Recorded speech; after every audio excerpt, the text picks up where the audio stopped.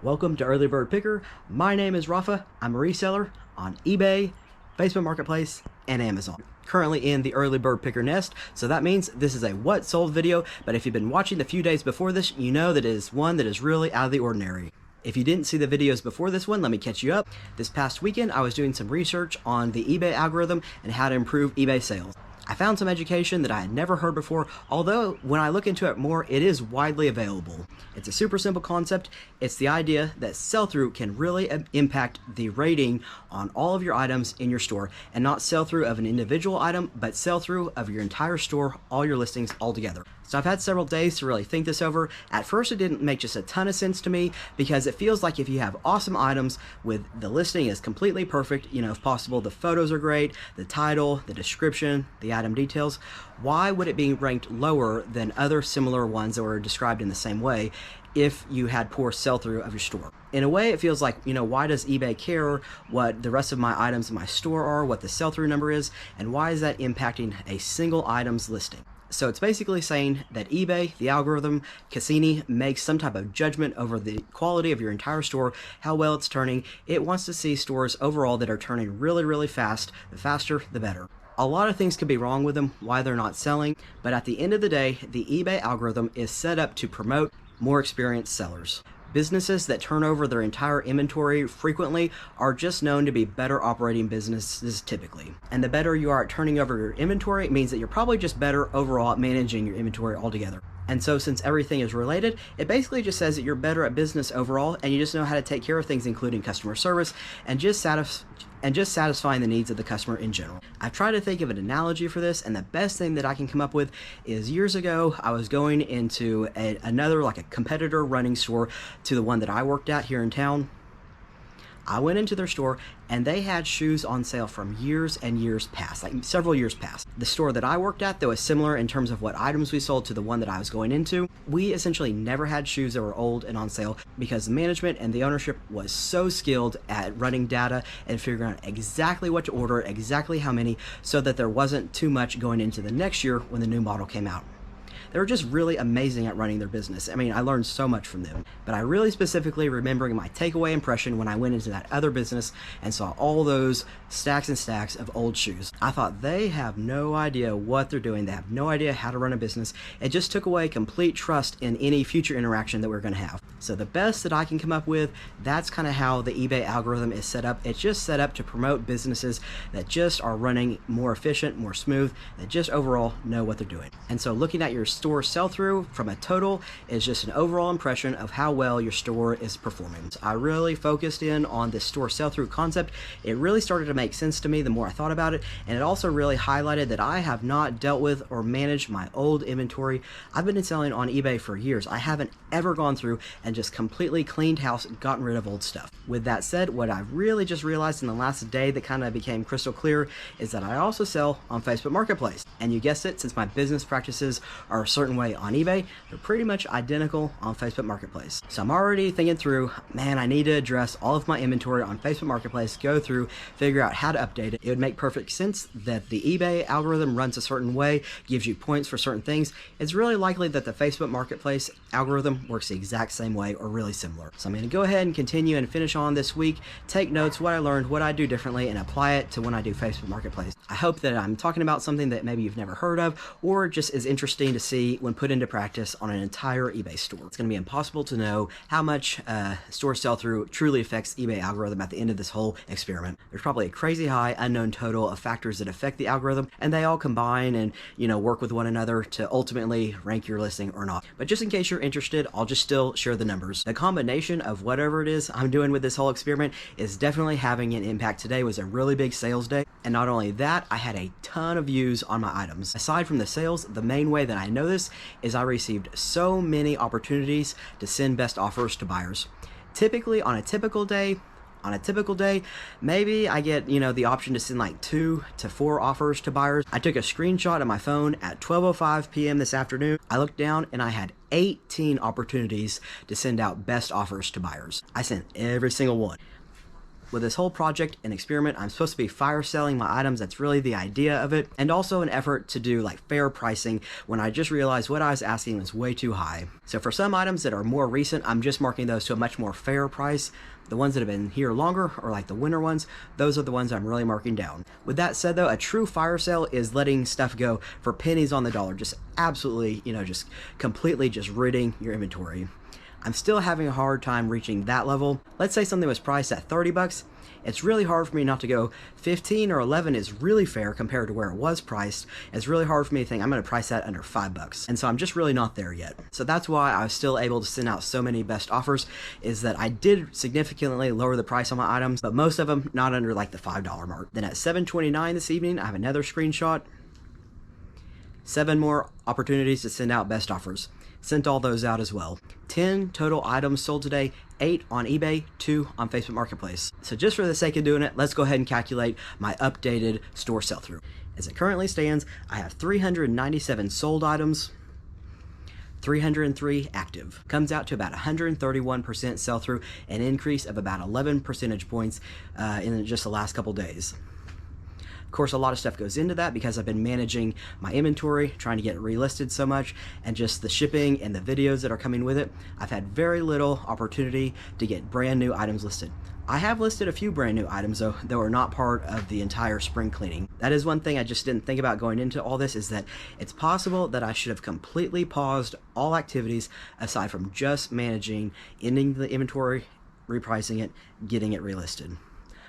Thinking about it, I might have paused my Facebook sales.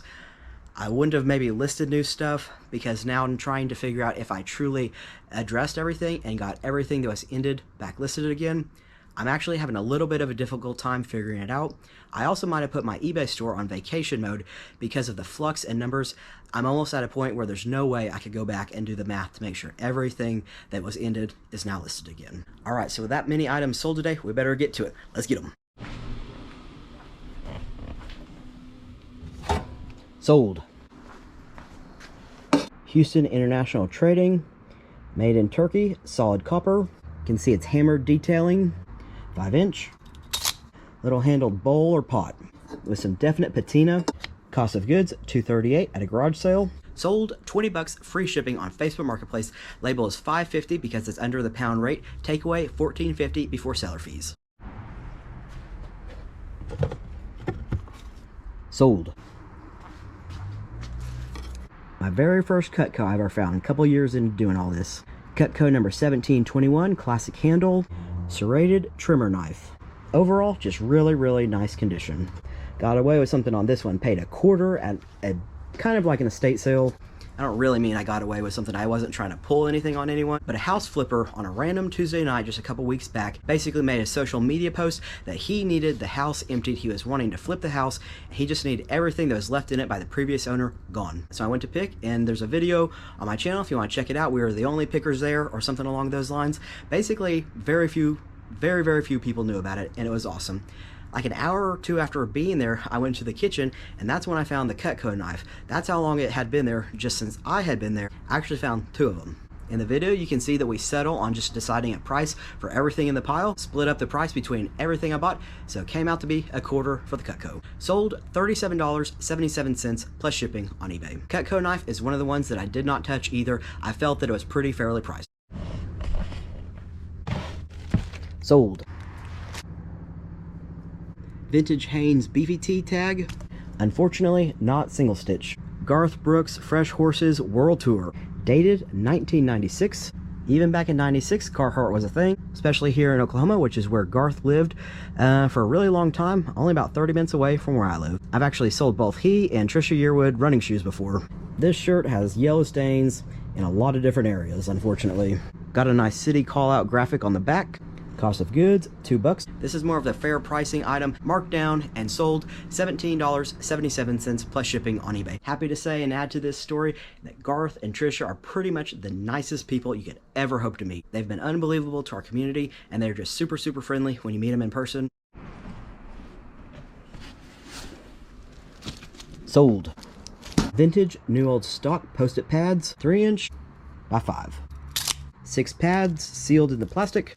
This came out of the video from the new old stock closet. Cost of goods, 12 cents. Sold $7.77 plus shipping on eBay. I actually have no idea why I'm even selling these. I use Post-its all the time, and Post-its are expensive. I totally probably should have just kept all of the Post-its. Sold. New Squirrel's Nut Butter Anti-Chafing Salve for like a distance runner or cyclist. Got this when I worked at the running store, so I don't remember what I paid. Sold $9.99 plus shipping on eBay. A comment about the algorithm that I just think is really interesting, just for a brief moment. When you look at all the items I sold today, definitely not all of them, maybe not even half of them, were ones that were marked down. Today was a really strong sales day for items that were just left at their original price. So that says to me that in some way I am still favored by the algorithm, hopefully, because just a lot of my items that had been listed for a while somehow surfaced to the buyer's eyes and they got sold today. Sold. Vintage Wagnerware Signio Magnolite 10-inch round aluminum roaster, lid only. Picked this up at my Honey Hole thrift store right across from my house. When I saw it, I recognized first that it just looked like heavy-duty aluminum, but second, this handle really stood out to me. I've done some research into vintage pots and pans and just pieces that are really worth some money. I knew I had seen this handle and then it was a bolo. Unfortunately, never found a complete piece of Wagnerware. I sell replacement lids pretty frequently. I was really happy to find this one. I knew it was going to have some value. One of the rare times at my Honey Hole thrift store that I paid over $1.25 for this lid. Sold $33.33, full asking price. I was really happy to see when I listed this one, it was the only replacement lid available in this size. Sold. You always hear me talk about how valuable reselling Hoka running shoes are. Well, they also make these like recovery slide sandals. These have crazy resale value. It's not that the amount that they sell for is so much, but it's the value that you can get for used condition sandals. On Hoka's website, as of today, this sandal is priced at $50, free shipping. So like I said, not too expensive. Let's go over the condition of mine, and then I'll tell you what it sold for. I went ahead and described these as excellent condition in my listing. Almost impossible to tell that from the upper and the midsole that they've really ever been worn. Lots of detail on the outsole. Only area of wear is kind of right there toward the heel. But in general, not going to find a sandal much nicer than this that's used condition. Cost of goods, $10 at Goodwill. Sold $37.77, plus the buyer paid $11.10 in shipping. Before tax, a total of $48.87. While they are excellent condition, the brand new ones on Hoka are priced at just $50. And my price was actually kind of on the low side of some similar sold comps. The only thing that I can figure is when I went to Hoka's website today, these are back ordered until like April 20th in this size. Other than that, it's just a mystery. All I know, my best piece of advice right now for running and walking shoes, the singular thing to take away, if you see Hoka, be sure to do your research on it. It's likely worth picking up.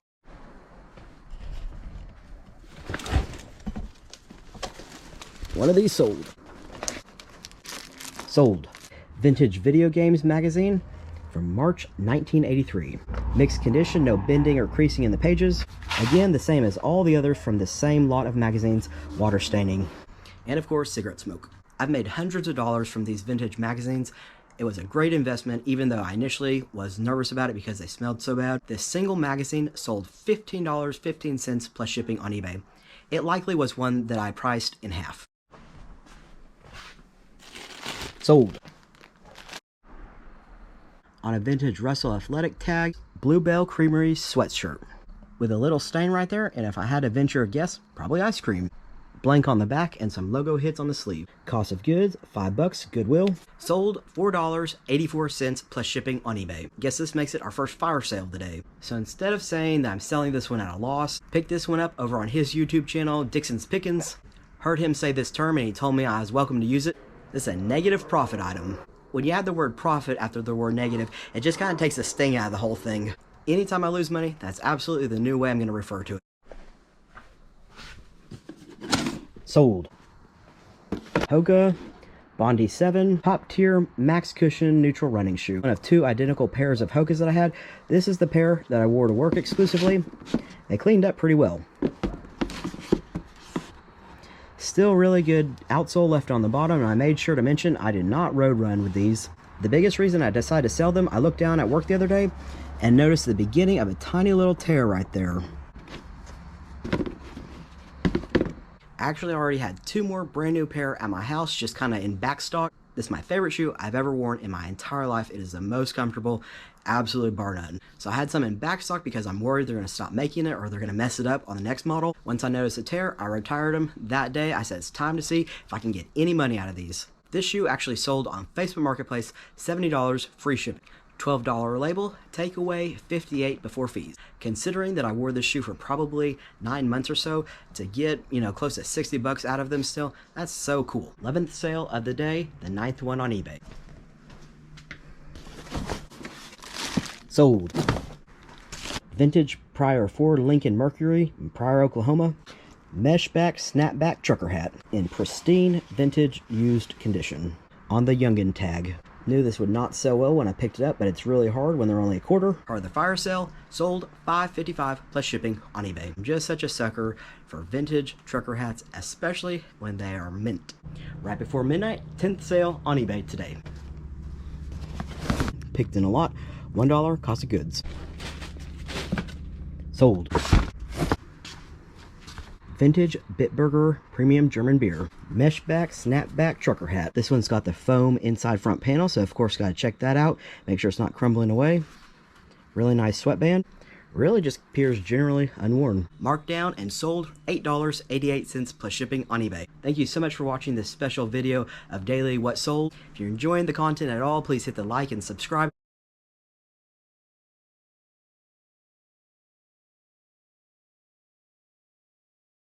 As always, I'll see all y'all on the next video.